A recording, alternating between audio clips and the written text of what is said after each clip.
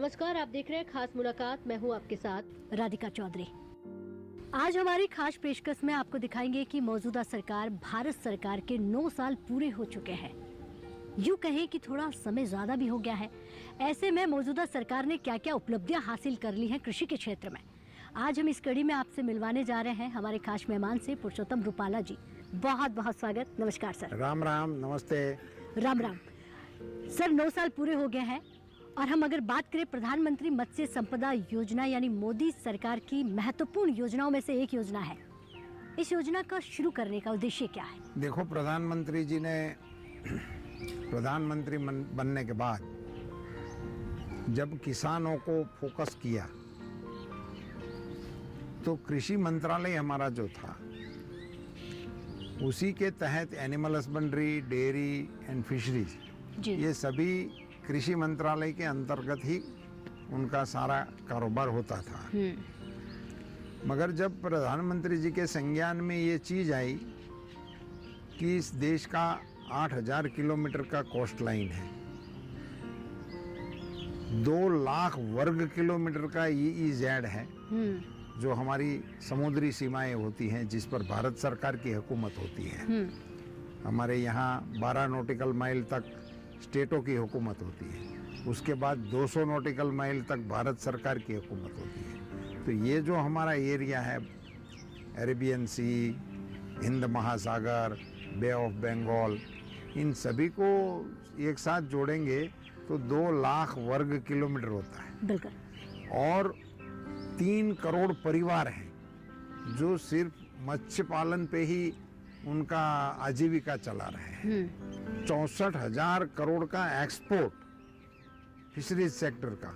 इन सबको जब एक साथ देखेंगे तो प्रधानमंत्री जी के संज्ञान में आया कि ये बहुत प्रायोरिटाइज सेक्टर है और ये सेक्टर पे थोड़ा और लक्ष्य देने की आवश्यकता है जी। इसी को देखते हुए प्रधानमंत्री जी ने मत्स्य विभाग का भी मंत्रालय नया बनाया जी। और मत्स्य विभाग का नया मंत्रालय फिशरीज डिपार्टमेंट बनाने के कारण आज आप फिशरीज मंत्री के साथ बात कर रही हैं। बिल्कुल।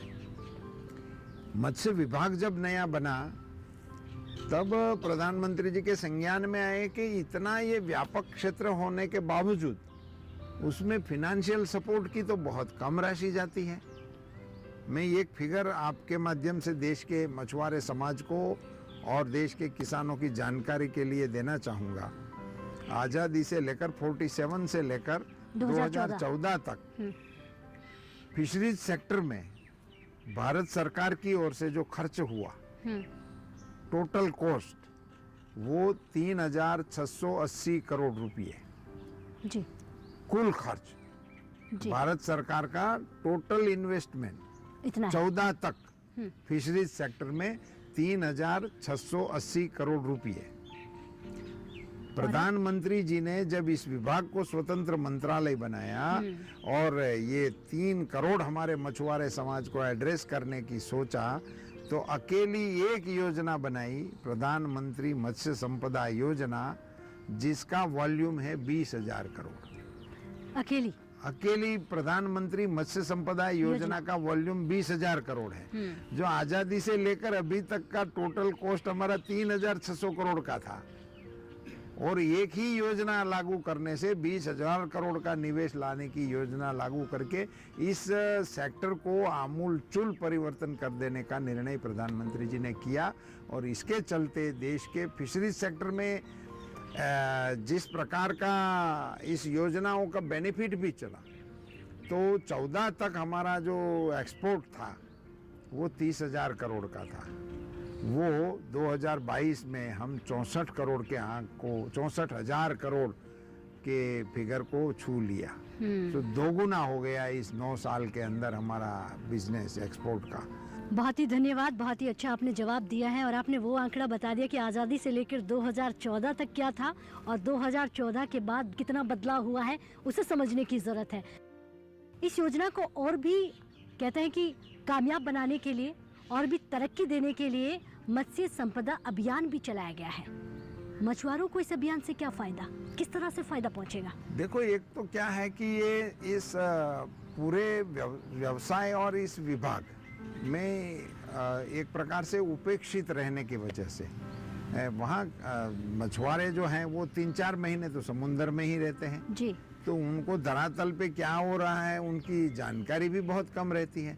सो अवेयरनेस करने के लिए ये अभियान हमारे विभाग के द्वारा चलाया जा रहा है और इसको 108 स्थानों पर हम सम्मेलन करके ये मत्स्य संपदा योजना क्या है, इसमें किस प्रकार से वो पार्टिसिपेंट हो सकते हैं, इस योजना का बेनिफिट्स क्या क्या है, वो जानकारी इन तक पहुंचाने के लिए और राज्य सरकारों के साथ इसका किस प्रकार का कोऑर्डिनेशन करने की आवश्यकता होती है, इन सारी चीज़ों को धरती पर पहुंचाने के लिए ये अवेयरनेस के कार्यक्रम चलाने के लिए किया गया है। मैं आपको बताऊं कि ये विभाग भी नया था और ये योजना भी नई थी। सो मैंने ही एक विभाग के साथ मिलकर सागर परिक्रमा करके एक कार्यक्रम चलाया है। जी जी।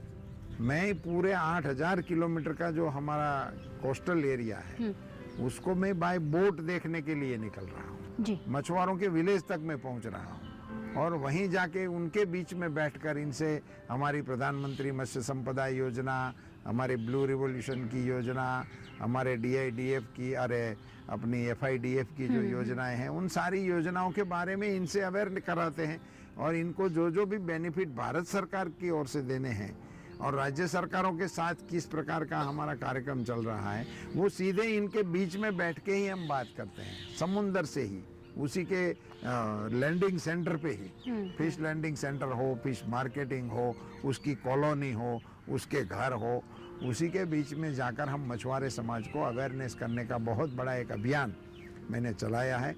करीबन हम 4000 किलोमीटर से ज़्यादा प्रवास कर चुके हैं जी। जिसके जरिए अभी हमारा पिछले दौर मेरा कार्यक्रम चला तमिलनाडु का जी। तो मैं आपको बताऊं कि उसी कार्यक्रम के दौरान ही वहाँ एक रामनाथपुरम डिस्ट्रिक्ट है जो रामेश्वरम जो हमारा ज्योतिर्लिंग भी है और उसी डिस्ट्रिक्ट में हमने एक सीवीड पार्क लगाया जिससे 136 जो मछुआरे विलेज हैं उनको इनसे बेनिफिट होने वाला है और ये एक नई प्रोडक्ट ऐसा सीधा बेनिफिट उन्हें पहुंचेगा। हाँ, सीधे लोग वहीं से सीवीड अभी एक बहुत कम जानकारी से चलने वाला था। अब हमारी सरकार के जरिए मोदी जी के नेतृत्व में बड़े पैमाने पे हम सीवीड को, पर्ल कल्चर को, ऑर्नामेंटल फिशेस को, इन सबको भी प्रोत्साहन देने का काम ये प्रधानमंत्री मत्स्य संपदा योजना के तहत कर रहे हैं। जी जी। आप इस अभियान को बहुत सफल बनाएं और जिस तरह की आपकी यात्रा है हम प्रार्थना करते हैं कि इस यात्रा से हमारे मछुआरों को ज़्यादा से ज़्यादा फ़ायदा हो।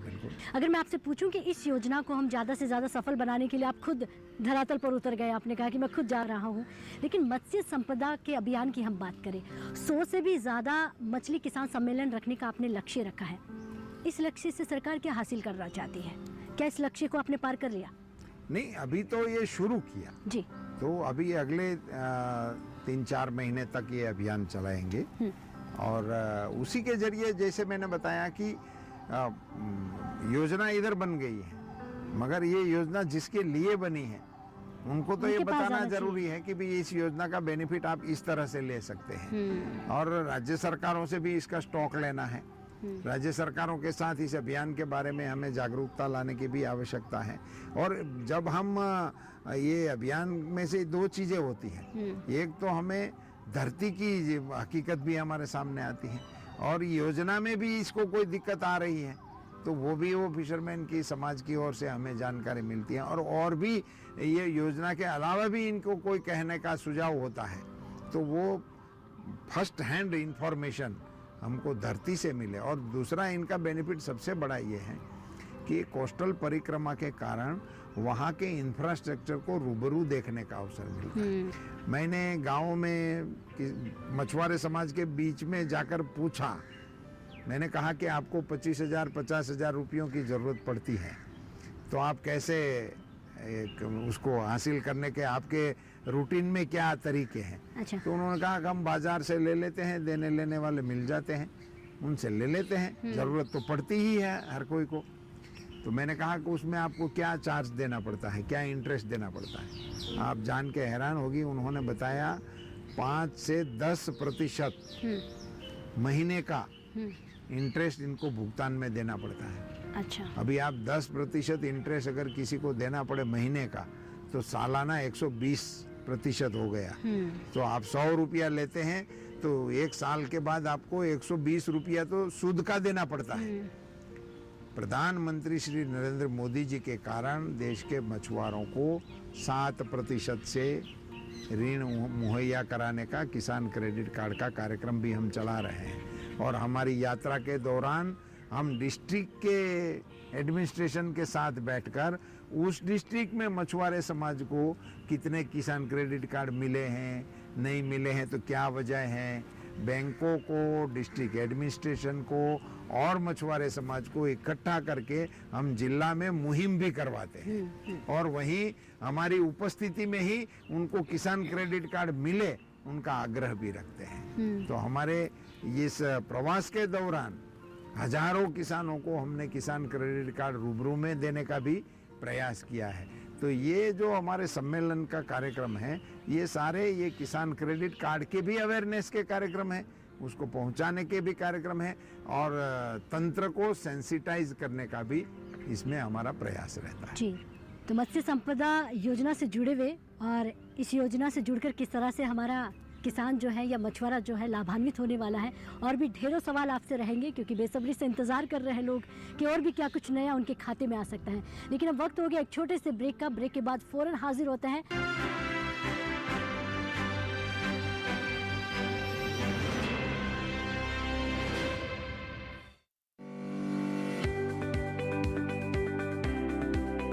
नमस्कार, बहुत स्वागत। जिन्हें किसान देख रहे हैं, मैं हूं आपके साथ राधिका चौधरी। चौपाल चर्चा की टीम महाराष्ट्र के गांव में पहुंच गई है। आज इस तरक्की की तस्वीर में देखते हैं कि कितने किसान हमारे जुड़ पाए हैं, किस तरह से यहाँ किसान खेती करता है और किस तरह से राष्ट्रीय बागवानी मिशन से जुड़ रहा है। आप भी हमारी चौपाल चर्चा का हिस्सा बनिए। प्रधानमंत्री जी, आप जो 2000 दे रहे हो बहुत अच्छा है। बाहर ज्यादा पैसा मिलता है, लेकिन जो खेती में पैसा मिलता है वो बहुत बहुत सुकून देता है। 4 क्रॉप पर ड्रॉप, ये जो हमारा उद्देश्य है वो इससे सफल होता है। महाराष्ट्र के अलग अलग गांव से देखिए कार्यक्रम चौपाल चर्चा, सोमवार, बुधवार और शुक्रवार सुबह 9 बजे।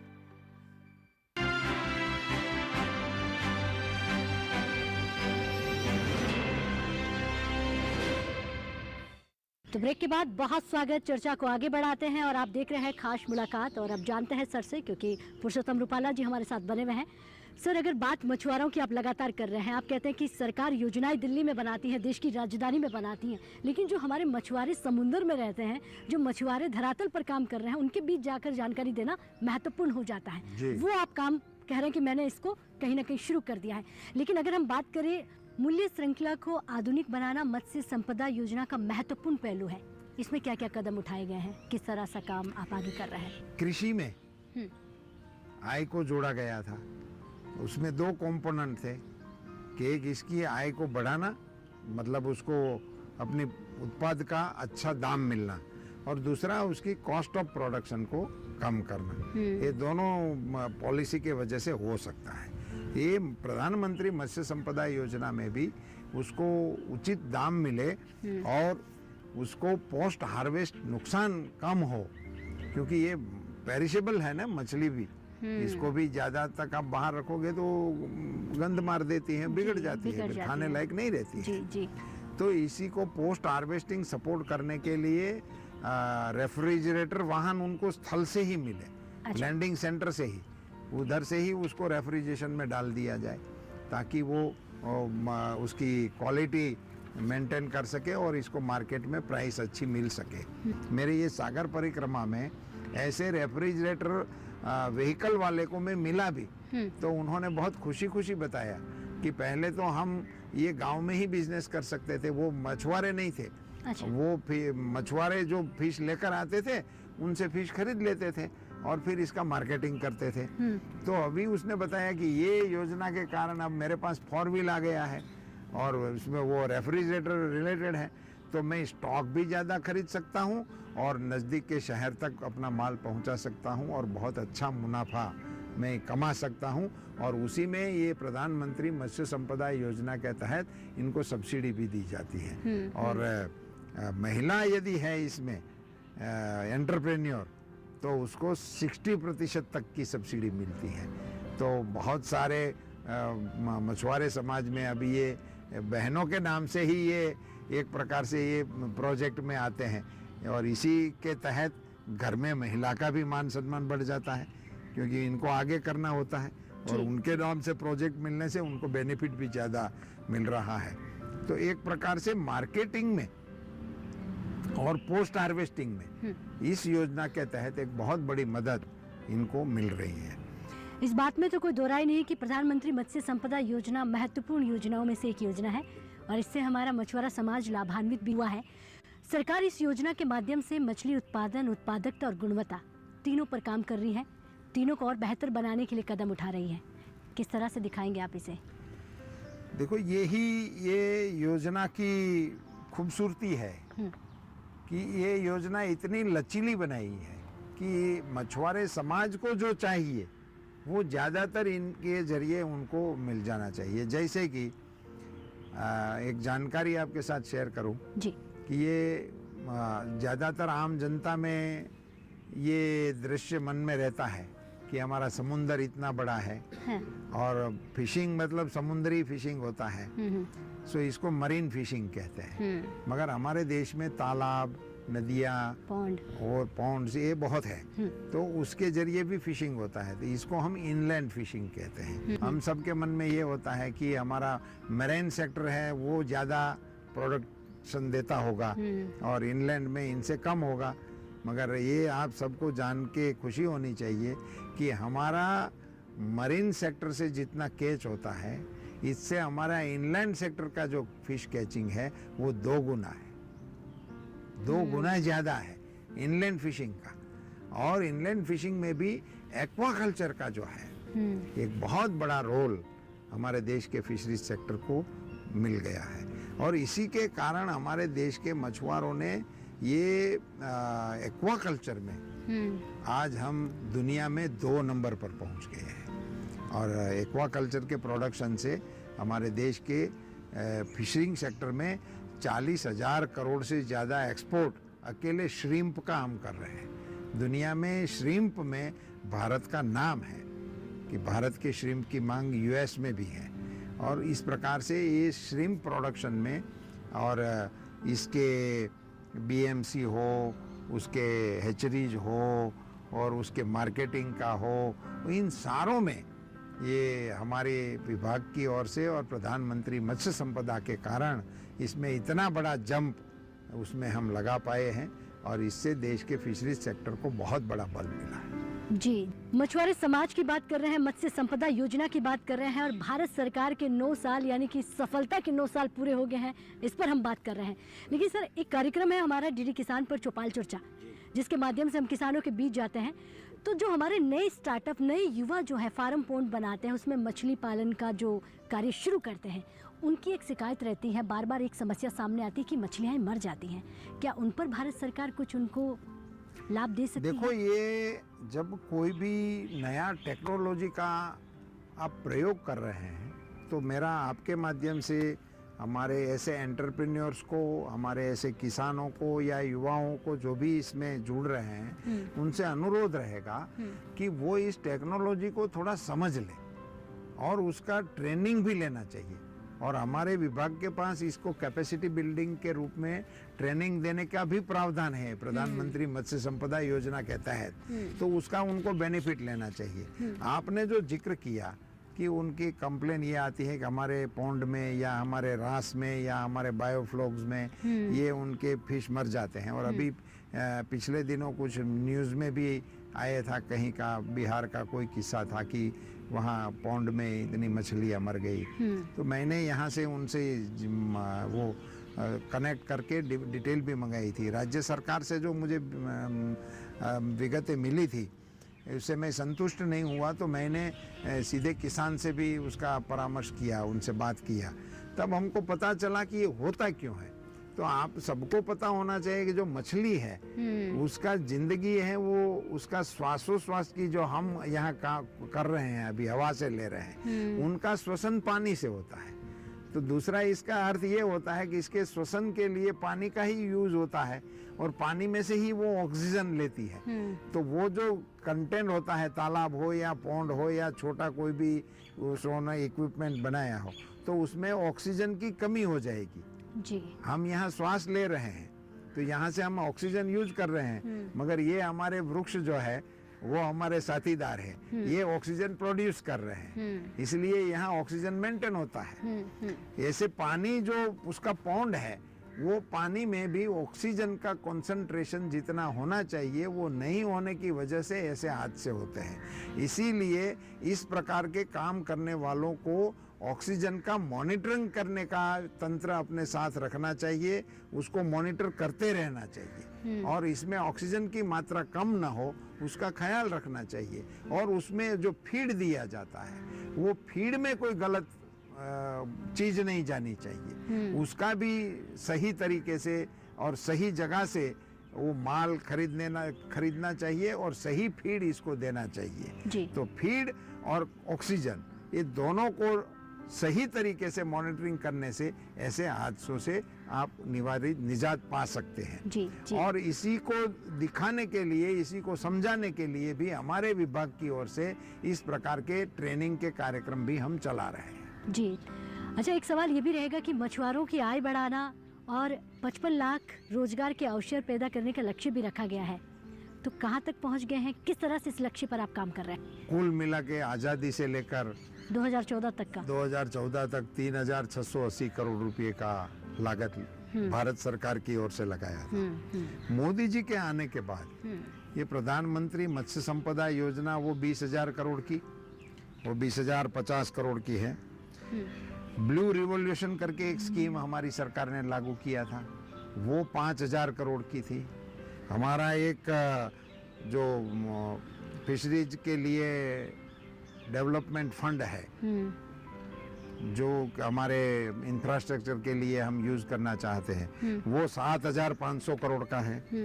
और इन तीनों कार्यक्रमों को लागू होने से जिस प्रकार के राज्यों की ओर से और मछुआरे समाज की ओर से डिमांड आई, तो हमारे वित्त मंत्री ने इस साल के बजट में 6,000 करोड़ और दिए जी इस विभाग को।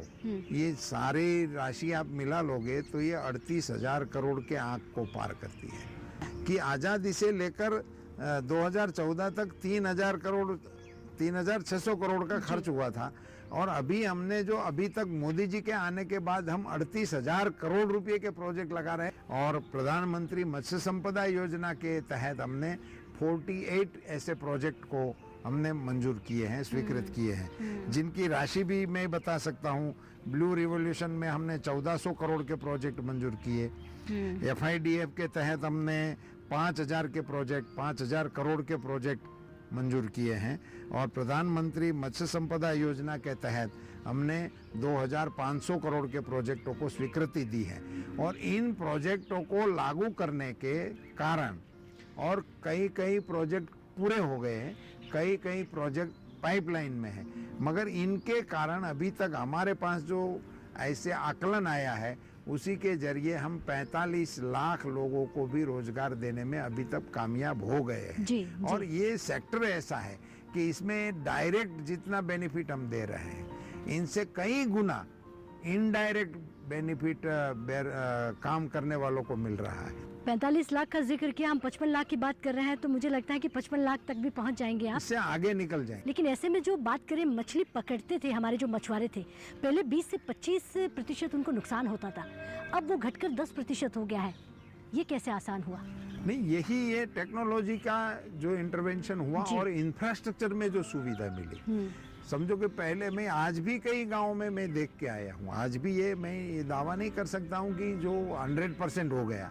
आज भी मैं ऐसे गाँव भी देखे कि जहाँ वो आज भी किनारे पे ही ऐसे मछली लाते हैं, तो किनारे पे वहाँ मिट्टी होती है, वहाँ जमीन पे वो लोग इनको मछली को छोड़ देते हैं, तो उसका पोस्ट हार्वेस्ट नुकसान ज़्यादा हो जाता है। यदि इनको अच्छा प्लेटफॉर्म मिले, वहाँ ग्रेडिंग हो वहाँ कोल्ड स्टोरेज की सुविधा हो, वहाँ ट्रांसपोर्टेशन की सुविधा हो, तो इसका माल पेरिशेबल है, वो बच जाता है और फिर वो तो इंटरनेशनल मार्केट तक जा सकता है जी, जी। और दाम भी अच्छे मिल सकते हैं।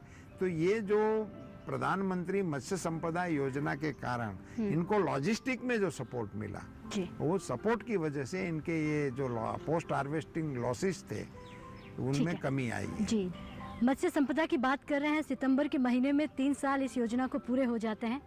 आखिरी सवाल है, कैसे देखते हैं इन 3 सालों को? किस तरह से ये 3 साल क्या सफलता के कहेंगे पूरे हो गए हैं? मैं ये मानूंगा कि ये प्रधानमंत्री मत्स्य संपदा के कारण इस क्षेत्र की संभावनाएं बढ़ गई। इसने इस क्षेत्र के विकास के दरवाजे को खोल दिया, जी मछुआरे समाज की उम्मीदों को जगा दिया और उनको एक संबल मिल गया कि भाई सरकार हमारे साथ है और हम अपना साहस कर सकते हैं, हमारे साथ सरकार खड़ी रहेगी।